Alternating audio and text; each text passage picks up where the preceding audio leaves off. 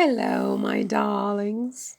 Welcome to my YouTube channel where I talk about all things having to do with the Duke and Duchess of Sussex, Prince Harry, the Duke of Sussex, and his beautiful wife, Meghan, Duchess of Sussex. So, everybody is still talking about the christening of Lilibet last Friday in California. That particular grenade was dropped on us, I think, yesterday.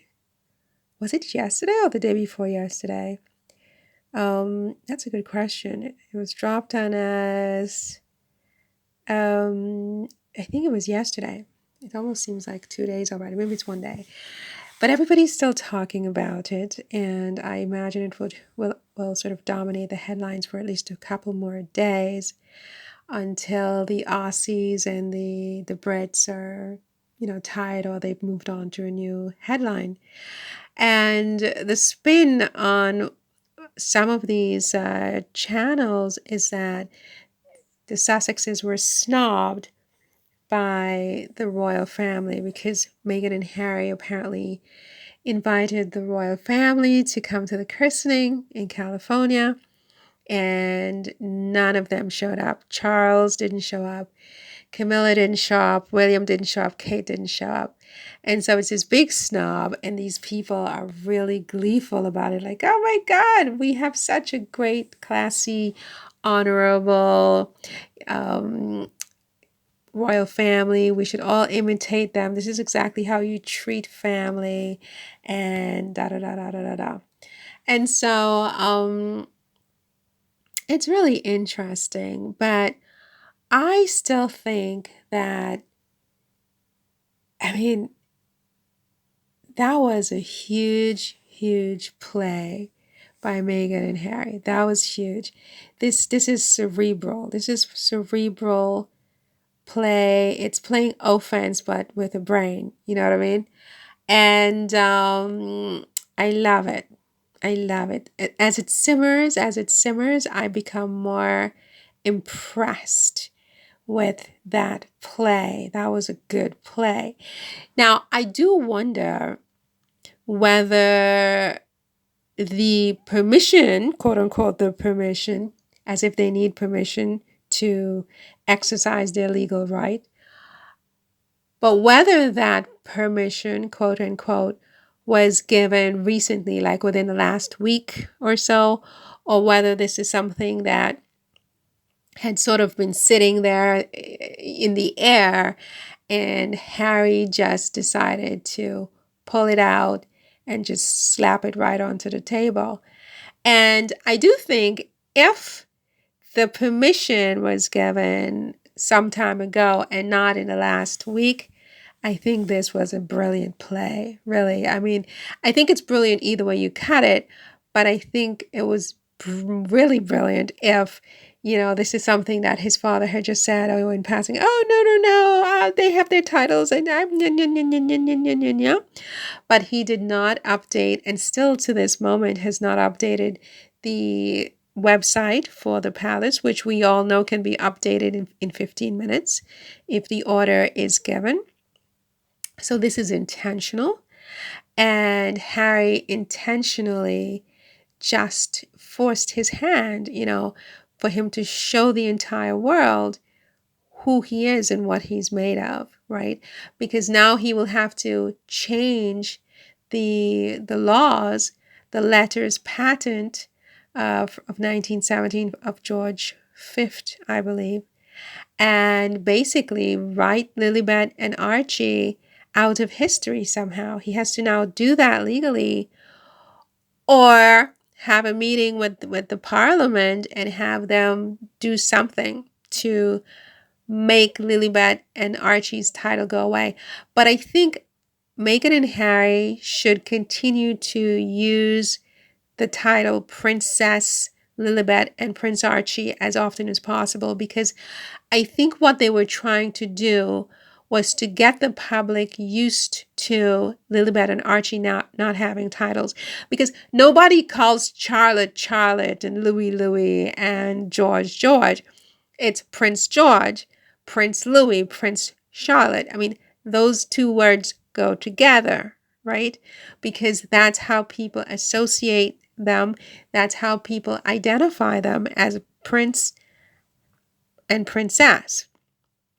And that comes from the usage of the titles on a regular basis, in an everyday basis. And I know that, well, Meghan and Harry, they're sort of more modest, and they don't want to, they don't want to be so, I guess, I don't know. There's this kind of modesty there with the titles, but I think it's a mistake. I think that, in order for it to really have the impact I think they want to have, they're going to have to encourage the use of the titles in a more everyday way, in a more, in a normal course of affairs kind of a thing, and not just on special occasions like, the christening or whatever else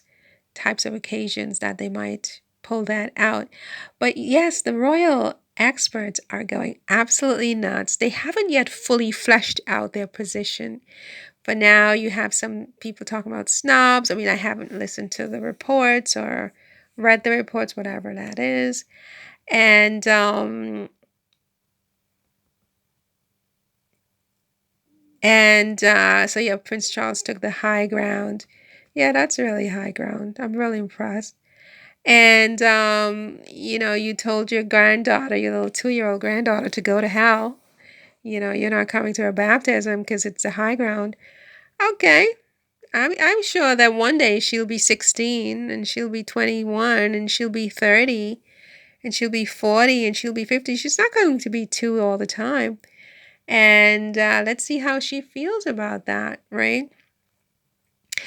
But so now what? What's the next move for Harry and Meghan? Well, I mean, I don't know. We'll just have to wait and see. I mean, they have to stay in the driver's seat.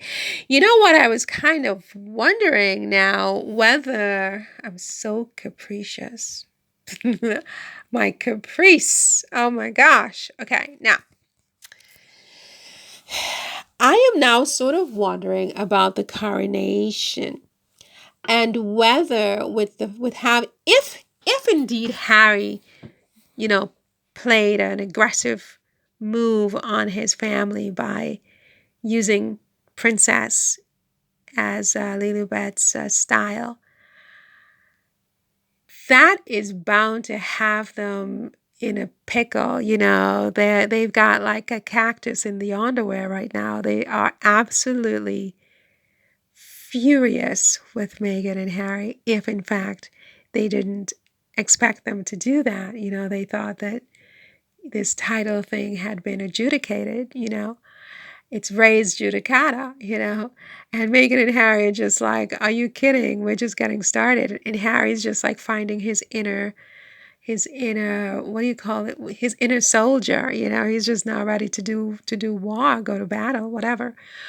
But I kind of am starting to wonder whether maybe the going to the coronation might now be justified. You see, I don't want them to go to the coronation, because you'll have people like this guy and that guy and here, and oh my gosh, it will drive me absolutely crazy, the amount of negativity and venom and horribleness that will come out of the narrative. I really just want to see Harry and Meghan go off on holiday. Borrow, what's his name? Tyler Perry's private jet or something, and fly somewhere warm and beautiful, crystal blue waters, and I put in the braids and the bikini, and oh my gosh, just, go off and make sure those pictures come out, but to be very, very polite about it, and to say to your father, because he's your father, how much you love him. There's an open invitation at your Montecito house because he was probably too busy to come to the coronation. So there's this open invite whenever he wants. There's a room ready for him and Camilla so that he can come and see your new home and see the children, because he's never seen your home. You have seen his homes many, many times. You've seen all his palaces, all his cottages. So you going to see him is really, really, if you want to know the truth, it's not really so urgently important as him coming to see you, because he has never visited your home and blessed your home and brought you a housewarming present. And I mean, he's never seen the grandchildren in their habitat. So it's in his place to come to you, right? And so that's playing offense, is like, issuing that statement, not going, loving your father, not wanting to be a distraction, having an open invite to your home anytime he wants to come and see, your new home and the children. And you're going to sit it out. And he should sit it out. If he doesn't go to the coronation, I don't think he should do any commentator types of jobs, because I don't think it would be, it's offense, but it's not the right move, I don't think. But yeah, I think he shouldn't go. But if he does decide to go, yeah, we'll have to see how they do it. I mean, yeah, boy, I don't know. I'm just like all over the place, but it's like, as time goes on, I realized that Harry played some offense. He played hardball there with this title thing. It was absolutely brilliant. It was inspired. It was great. It was perfect. It was exciting. I loved it. And Harry and Meghan. And I can't wait to see what happens next.